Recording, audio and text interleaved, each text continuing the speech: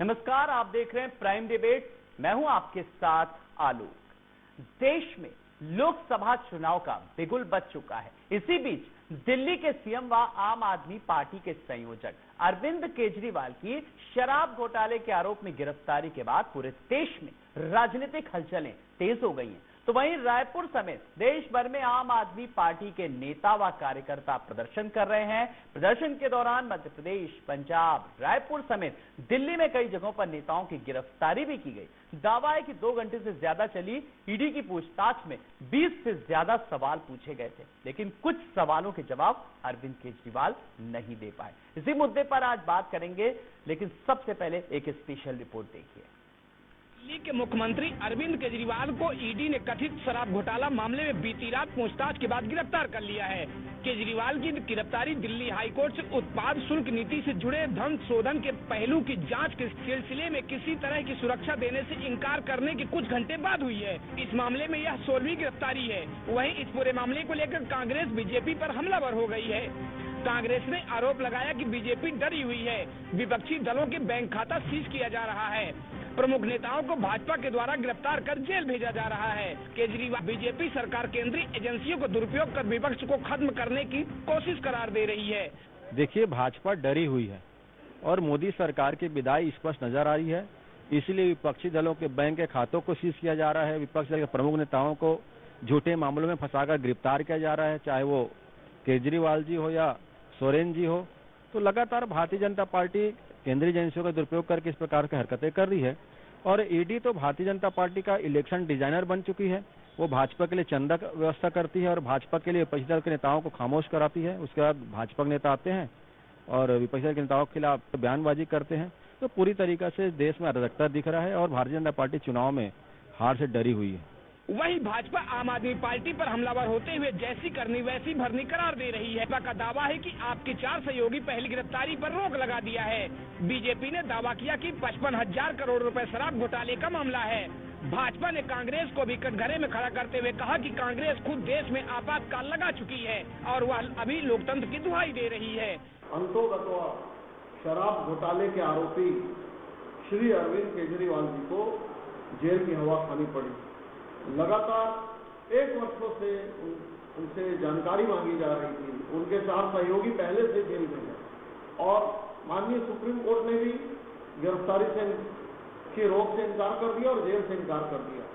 इसके बाद क्योंकि बहुत बड़ा मामला है, 5,500 करोड़ के शराब के घोटाले का मामला है, राजस्व की डकैती का मामला है, अब वो जेल से ही अपनी सरकार चलाना चाहते हैं।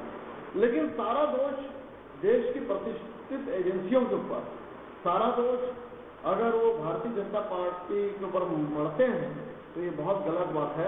एक कहावत है, जैसी करनी वैसी भरनी। और उनके साथ हैं कांग्रेस के मित्र जो खुद देश में आपातकाल लगा चुके हैं, संवैधानिक जो व्यवस्था थी उसे छिन्न भिन्न कर चुके हैं 1974 से लेकर 77 तक। अब वो भी दुहाई देते हैं लोकतंत्र की। यहाँ पर अगर जीत हुई है तो सच्चाई की हुई है।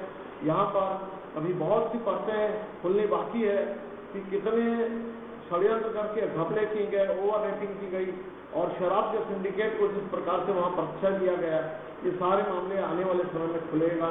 और केजरीवाल जी, आप एक इंसान हैं, भारत के नागरिक हैं, आपको कानून तो मानना ही पड़ेगा। आप आम आदमी पार्टी के बड़े नेता हैं या मुख्यमंत्री हैं तो आपके ऊपर कार्रवाई नहीं होगी, ये बहुत गलत बात है।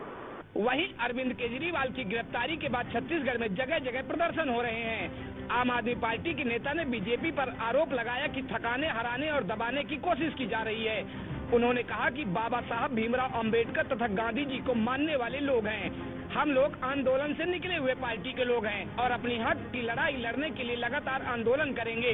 भाजपा केंद्रीय एजेंसियों का दुरुपयोग कर रही है। देखिए, हम बाबा साहब भीमराव अंबेडकर के मानने वाले लोग हैं। हम बाबा साहब के अलावा गांधी जी को मानने लोग हैं। हम शहीद आजम भगत सिंह वाले लोग हैं। हम न थकने वाले, न डरने वाले, न बैठने वाले हैं। हम संघर्ष के आदी हैं। हम आंदोलन से निकली हुई पार्टी है। हम तब आंदोलन करें तो आज क्यों छोड़ देंगे? तो हमको तो नहीं डरा सकते, क्योंकि यही कारण है कि जो डरा नहीं, जो घुटने नहीं टेका, वो जेल जाएगा। तो जेल बाबा साहब भी गए, जेल अम्बेडकर, आपके गांधी जी भी गए, जेल शहीद आजम भगत सिंह गए। हम भी जाने को तैयार है। जेल भरना पड़ेगा, जेल भरेंगे, उसमें कौन सा बड़ा बात है? हमारा एक दूसरा घर तो जेल बन ही रहेगा, जेल जाने को नहीं रहते, हम जेल जाएंगे। कथित शराब घोटाले मामले में पहली गिरफ्तारी 2022 में हुई थी। तब ईडी ने समीर महेंद्रू को 28 दिसंबर 2022 को गिरफ्तार किया था। महेंद्रू देश के सबसे बड़े शराब कारोबारी हैं। ईडी का दावा है कि महेंद्रू कथित शराब घोटाला में 2 भुगतान किए थे। इनमें से पहले दिल्ली के तत्कालीन उप मुख्यमंत्री मनीष सिसोदिया के करीबी सहयोगी दिनेश अरोड़ा को 1 करोड़ रुपए दिए थे, जबकि दूसरा भुगतान गुरुग्राम स्थित कथित बिचौलिए अर्जुन पांडे को लगभग 2 से 4 करोड़ रुपए देने का दावा है। एजेंसी का दावा है कि पांडे ने विजय नायर के कहने पर रुपयों की वसूली की थी। इस पूरे शराब घोटाला केस में अब तक समीर महेंद्रू, पी शरद चंद्र रेड्डी, विनय बाबू, विजय नायर, अभिषेक बोइनपल्ली, अमित अरोड़ा को गिरफ्तार कर चुकी है। यह गिरफ्तारियां 2022 में हुई थी। इनके अलावा 2023 में ईडी ने गौतम मल्होत्रा, राजेश जोशी, राघव मगूटा, अमन धाल, अरुण पिल्लई, मनीष सिसोदिया, दिनेश अरोड़ा और संजय सिंह को गिरफ्तार किया है। वहीं 2024 में अब तक की केजरीवाल की सबसे बड़ी और दूसरी गिरफ्तारी बताई जा रही है। अब देखना यह होगा कि कट्टर ईमानदार केजरीवाल अब सलाखों के पीछे सरकार कैसे चलाएंगे और लोकसभा चुनाव में इसका कितना असर पड़ेगा। टीवी 27 न्यूज डेस्क से अरुण गुप्ता की रिपोर्ट। तो कथित शराब घोटाले मामले में बीती रात पूछताछ के बाद गिरफ्तारी हुई है और केजरीवाल की। आपको बता दें कि कोर्ट से उत्पाद शुल्क नीति से जुड़े धन शोधन के पहलू की किस तरीके से जांच अब लगातार जारी है। वहीं आपको बता दें कि लगातार इस पूरे मामले में कांग्रेस बीजेपी पर हमलावर हो गई है। कांग्रेस ने आरोप लगाया कि बीजेपी डरी हुई है। वहीं विपक्षी दलों के बैंक खाते सीज किए जा रहे हैं। प्रमुख नेताओं को भाजपा के द्वारा गिरफ्तार कर जेल भेजा जा रहा है। चाहे केजरीवाल हो या सोरेन हो, बीजेपी सरकार केंद्रीय एजेंसियों का दुरुपयोग कर रही है। तो बीजेपी पर सीधे सीधे आरोप लगाया है। तो केजरीवाल गिरफ्तार, अब आगे क्या, किस तरीके की अब रणनीति सामने आ रही है, किस तरीके से अब राजनीति होगी, बड़ा सवाल। ये तमाम सारे ऐसे सवाल हैं। तो बड़ी बात इस तरीके से अब इस पूरे मामले में सामने आ रही है कि दिल्ली के सीएम अरविंद केजरीवाल को पीएमएलए कोर्ट में पेश करने के लिए ईडी की टीम राउस एवेन्यू कोर्ट पहुंची और रिमांड की मांग की। इसके बाद दोनों पक्षों की ओर से इस मामले पर अपनी अपनी दलीलें रखी गईं और दलीलें पूरी होने के बाद कोर्ट ने केजरीवाल की रिमांड पर फैसला फिलहाल सुरक्षित रख लिया है। वहीं आपको बता दें कि ईडी की टीम राउस एवेन्यू कोर्ट पहुंची और रिमांड की मांग की। इसके बाद दोनों पक्षों की ओर से इस मामले पर अपनी अपनी दलीलें रखी गई और दलीलें पूरे होने के बाद केजरीवाल की रिमांड पर फैसला फिलहाल सुरक्षित रख लिया है। ईडी की तरफ से केजरीवाल की 10 दिन की रिमांड फिलहाल मांगी गई है। तो 10 दिन की फिलहाल अभी रिमांड इस तरीके से मांगी गई है।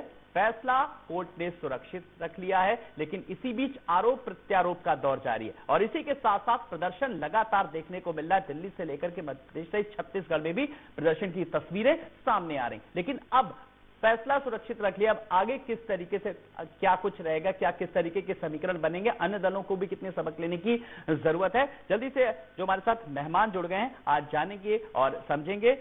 अन्यतम शुक्ला जी हैं, आप प्रवक्ता। अन्यतम जी नमस्कार, बहुत बहुत आपका स्वागत करना चाहूंगा। अंशुल मिश्रा जी हैं कांग्रेस के प्रवक्ता। अंशुल जी नमस्कार, बहुत बहुत स्वागत है आपका। राहुल टिकरिया जी हैं बीजेपी के प्रवक्ता। राहुल जी नमस्कार, आपका भी बहुत बहुत स्वागत है। सबसे पहला सवाल आज अन्यतम शुक्ला को लेकर के। अन्यतम जी, लगातार संबंध पे संबंध जारी हो रहे थे और आखिरकार ये नौबत आ ही गई कि ईडी खुद आई और अब पूछताछ जारी और पूछताछ को लेकर के सिलसिला लगातार जारी है। जरा सबसे पहले मैं आपकी टिप्पणी चाहूंगा।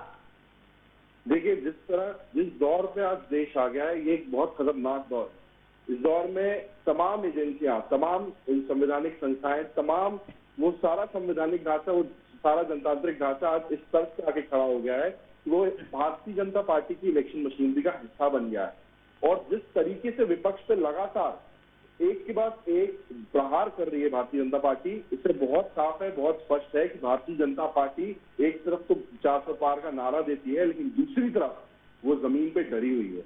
यही वजह है कि अरविंद केजरीवाल जैसे नेता को आज भारतीय जनता पार्टी ने गिरफ्तार कर लिया है। वो लगातार ये भारतीय जनता पार्टी का एक फिक्स पैटर्न बन गया है कि वो लगातार एक तरीके से किसी एक पर्टिकुलर नेता के खिलाफ एक भ्रामक प्रचार करती है, तथ्य बनाने की कोशिश करती है और फिर आखिरी में किसी ना किसी को अप्रूवर बना के वो ईडी, सीबीआई, आईटी छोड़ के उन्हें गिरफ्तार कर लेती है। तो ये बीजेपी का एक तथाकथित ट्रेंड है जिसके जरिए वो हमेशा ऑपरेट कर ली, उनका मॉडल ऑपरेट। राहुल टिकरिया जी, अब लगातार गिरफ्तारी किस तरीके से पूछताछ, ईडी सीधे सब कुछ करा है, लेकिन सीधे सीधे ये आरोप लग रहा है कि सब कुछ बीजेपी करवा रही है। भाई और चुनाव में भी लड़ने से रोक रही है। ये बीजेपी का कहीं ना कहीं एक प्लान है। जरा आप पर आपकी टिप्पणी चाहूंगा इस पर।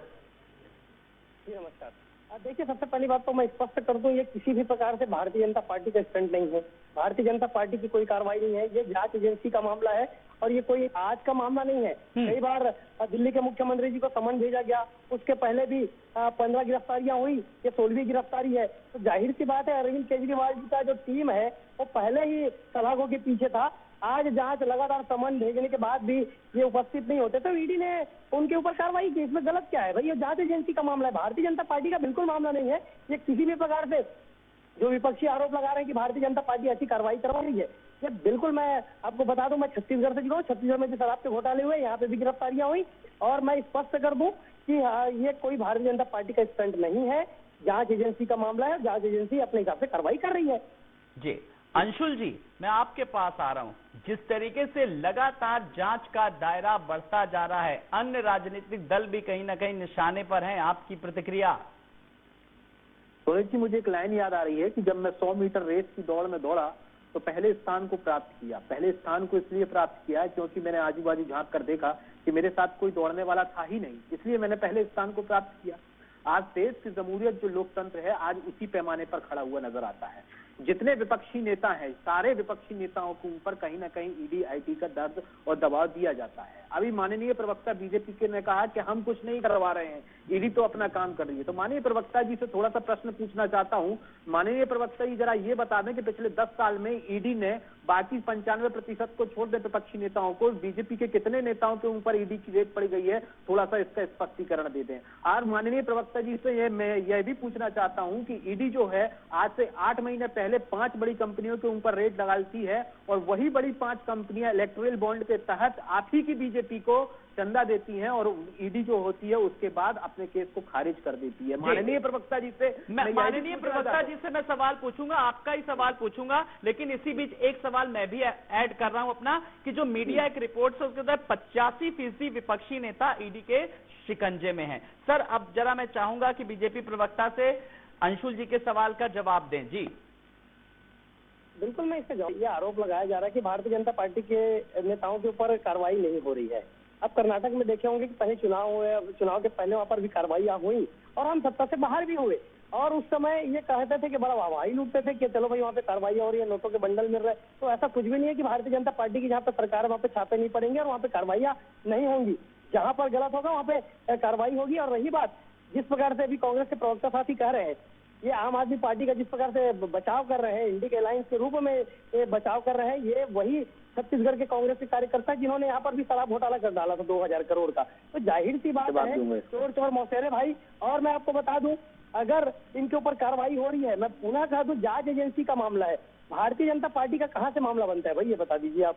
बिल्कुल सही कह रहे हैं, जवाब दूंगा जल्दी से। समय बद कर जी, अपनी बिल्कुल बात बिल्कुल रखें। जी ये बहुत अच्छी बात देखिए इनके श्रीमुख पर निकल कर आ रही है। भारतीय जनता पार्टी का, हाँ, भारतीय जनता पार्टी का मामला ही नहीं है। तो भारतीय जनता पार्टी के सारे प्रवक्ताओं से मैं पूछना चाहता हूँ कि ईडी के प्रवक्ता बने आप क्यों बैठे हैं? आप कहिए ना एक में सुर मिला के।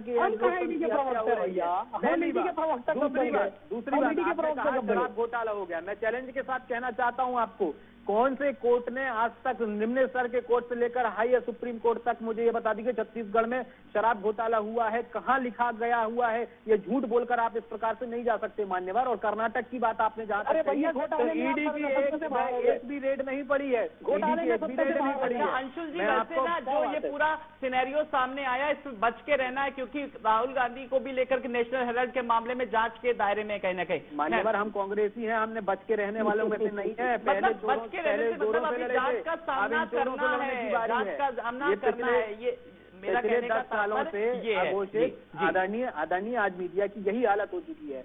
आज पहले हम गोरों से लड़े थे, अब हमें चोरों से लड़ना है। आंदोलनों से बने हुए लोग हैं। लेकिन बस ध्यान रखिए, सांस को आँच क्या, आप हर तरीके की जांच कराइए, आपको ये कहना चाहिए। ठीक है, मैं एक बार अन्यतम जी आपके पास आ रहा हूँ। लगातार जिस तरीके से जो भी घटनाक्रम हुआ, उसके बाद आप पार्टी के कार्यकर्ताओं क्या पदाधिकारी ने दिल्ली से लेकर के राज्य में प्रदर्शन किया, क्या अब एक आपकी छवि एक राष्ट्रीय परिदृश्य में एक नए स्तर पर लाने की एक कोशिश है इस प्रदर्शन के जरिए? क्या देखिए, कोई छवि बनाने और बिगाड़ने की बात नहीं है। आम आदमी पार्टी आम लोगों की पार्टी है।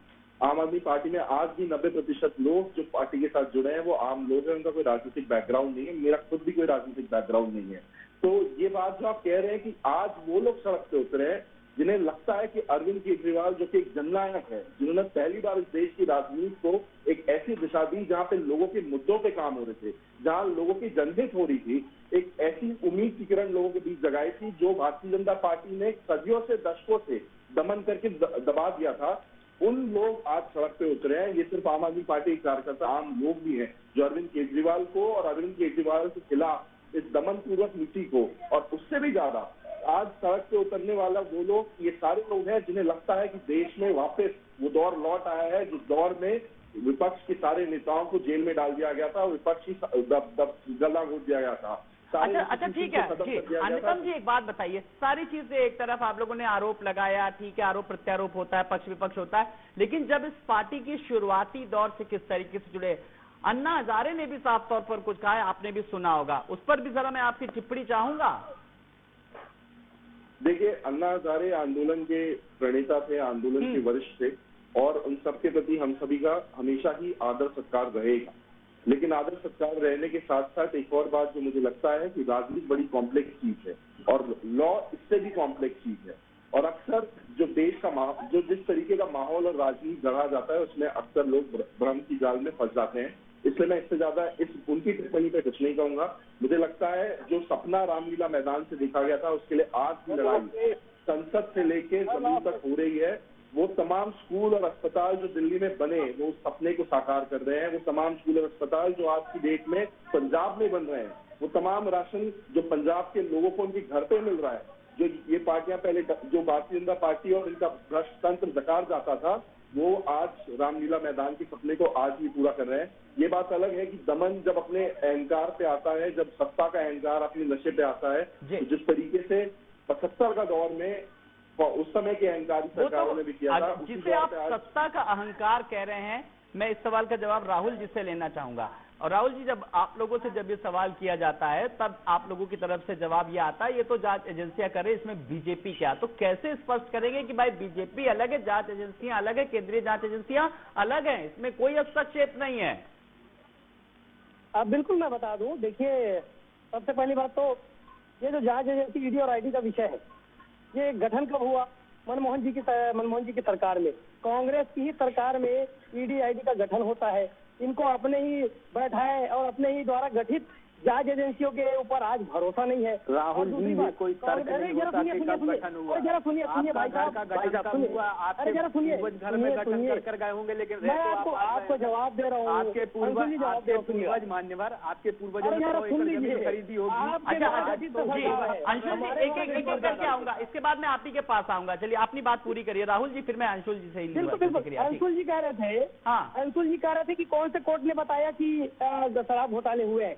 मैं बता दूं, जितनी भी गिरफ्तारियां हुई हैं, चाहे छत्तीसगढ़ में शराब घोटाले का मामला हो, चाहे दिल्ली में ये 16वीं गिरफ्तारी का मामला हो, जरूर गिरफ्तार करती है। देखिए, फिर अगर जांच उठेगी तो फिर सवाल भी उठेंगे, फिर ये भी सवाल उठेगा जब सीबीआई को तोता कहा गया था किस तरीके से, वो भी सवाल उठेगा। इस सवाल का भी फिर जवाब देना होगा। जी, पहले अपनी बात पूरी कर लीजिए, फिर मैं अंशुल जी के पास आऊंगा। जी, मैं बता दूं, ये कह रहे थे कि न्यायालय ने कब बताया कि शराब घोटाला हुआ, कौन से न्यायालय ने प्रमाणित किया? तो मैं बता दूं, ये 16वीं गिरफ्तारियां दिल्ली में, तो जितनी भी गिरफ्तारियां हुई हैं उनको रिमांड के लिए कोर्ट में ही प्रस्तुत किया गया है, और कोर्ट ने ही रिमांड दिया है, न्यायालय ने ही रिमांड दिया है, कोई ईडी ने रिमांड नहीं दिया। तो जाहिर सी बात है, आग लगी है, धुआं उड़ा है और ये कार्रवाइयां हो रही है। अगर चोरों के ऊपर कार्रवाइयां हो रही है, किसी ने खड़ा करने का विषय नहीं है। और मैं पुनः कह दूं, ये भारतीय जनता पार्टी का कोई मामला नहीं है, जांच एजेंसी का मामला है। जांच एजेंसी अपना काम कर रही है। अंशुल जी देखिए, जांच एजेंसी अलग है, सरकारी बहुत सिस्टम कहा इन्होंने मान्यवर, लेकिन इनको थोड़ा पता नहीं है कि अभी तक आज दिनांक तक ट्रायल भी नहीं हो पाया है किसी भी अक्यूज का, जो आरोपी आप लोगों ने आपकी तथाकथित ईडी ने बनाया। और मैंने अभी आपसे प्रश्न पूछा ना राहुल जी, अभी प्रश्न किया ना कि 5 कंपनियों के ऊपर ईडी की रेट 8 महीने पहले पड़ती है, लेकिन इलेक्टोरल बॉन्ड के तहत मोदी जी को पैसा पहुंच जाता है और उसके बाद उनके पास ईडी के जितने भी केस होते हैं वो समाप्त हो जाते हैं। तो मान्यवर, मैं आपसे पूछ रहा हूँ कि मनमोहन सिंह जी के जमाने में जो ईडी का गठन हुआ था वो कैसे हो गया? मैं आपको बता दे रहा हूँ। कैसे पता चला आपको? मैं आपसे वही तो पूछ रहा हूँ। पता चला? ईडी की वेबसाइट पर एक बार मैं बता रहा हूँ, आप ईडी की वेबसाइट पर जाइए, थोड़ा सा अपनी आंखों को खोलिए, थोड़ा सा पढ़ लीजिए, आपको वो 5 कंपनियों के नाम भी बता दूंगा अगर आपको लगे तो। लेकिन एक बार ईडी के एक्स पर चले जाइए, उन्होंने ट्वीट कर जानकारी दी है कि उनके सारे सबूत समाप्त हो जाते हैं। और तीसरी बात, जो महाराष्ट्र में जो नेताओं को आप गलवैया कर रहे हो, उनके भी केस आज की दिनांक में समाप्त हो गए हैं, क्योंकि वो उप मुख्यमंत्री बने बैठे हैं। हेमंत विश्व शर्मा जी के भी केस समाप्त हो गए हैं, क्योंकि वह मुख्यमंत्री बने बैठे हैं। ये मैं नहीं कहता हूं, आधिकारिक ईडी ने पुष्टि कर बैठी है। तो कहां से आज की जो डिबेट आम जनता देख रही होगी ना, वो सोच रही है, तो मैं पूछ रहा हूं आपसे, साफ कोई नहीं है। अब देखिए, अगर भूपेश बघेल साहब की बात करें तो वो देखिए, वो भी महादेव सट्टा ऐप को लेकर के, तो हर कोई इसमें कहीं ना कहीं लिप्त पाया जा रहा है। लेकिन जांच एजेंसियों पर सवाल उठता है। सबसे बड़ा ये सवाल है, जो प्रतिष्ठित जांच एजेंसियां हैं, उन जांच एजेंसियों में काम करने वाले लोग, उनकी प्रतिष्ठा, उनकी साख कहीं ना कहीं दांव पर लगती है। ये सबसे बड़ा सवाल है। कुल मिलाकर के लगातार जिस तरीके से जो भी घटनाक्रम रहा, जो सिनेरियो सामने आ रहा है, अब आप पार्टी का अगला कदम क्या होगा? देखिए, अगला कदम सड़कों का है, अगला कदम संघर्ष का है। आम आदमी पार्टी पैदा ही संघर्ष से हुई है और आने वाले लोकसभा चुनावों में आम आदमी पार्टी इस बात को निश्चित करेगी कि वो सरकारें जो दमन पूर्वक सत्ता में है, वो पार्टियां जो दमन पूर्वक सत्ता में है, जो लोगों के दमन करके, लोगों की आवाज दबा के, जो विपक्ष की आवाज दबा के सत्ता को एन प्रकारेण अपने पक्ष में रखना चाहती है, उसके खिलाफ जमीन से लेके संसद तक जो भी करना पड़ता है इस लोकसभा चुनाव में आम आदमी पार्टी सब कुछ करेगी और इसका खामियाजा भारतीय जनता पार्टी को भुगतना पड़ेगा। राहुल जी, कि खामियाजा भुगतना पड़ सकता है, क्या इस बात की एक संभावना लग रही है? और अगर लग रही है तो पार्टी कितना सचेत है? आप लोग एक final comment. Bharatiya Janata party और नरेंद्र मोदी जी के नेतृत्व में इस बार एनडीए 400 पार जाएगी। आप देखिएगा, किसी भी प्रकार से हमें खामियाजा भुगतने की आवश्यकता नहीं है। जिन्होंने भ्रष्टाचार किए हैं वो खामियाजा भुगत रहे हैं, उनके ऊपर कार्रवाइयां हो रही है, वो सलाखों के पीछे जा रहे हैं। भारतीय जनता पार्टी का विषय नहीं है। भारतीय जनता पार्टी तो लगातार भ्रष्टाचार के ऊपर प्रहार कर रही है और नरेंद्र मोदी जी के नेतृत्व में आप देखिएगा, इस बार एनडीए की टीम जो है 400 पार जाएगी। हम आश्वस्त है कि पुनः नरेंद्र मोदी जी की सरकार प्रचंड मतों के साथ में भारत में बनने वाली है।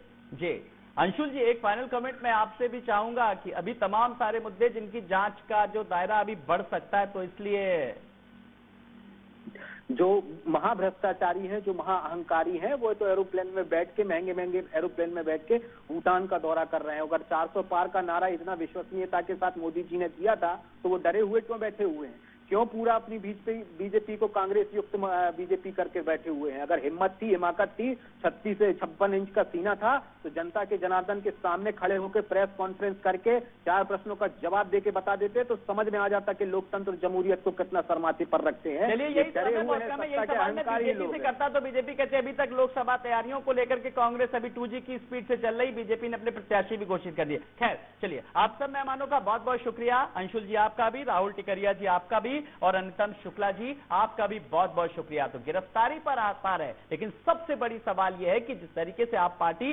जांच एजेंसियों पर सवाल उठा रही है, यह भी एक बड़ा सवाल है अपने आप में कि जांच एजेंसियों के साथ उनकी प्रतिष्ठा कहीं ना कहीं दांव पर लगती है। नमस्कार।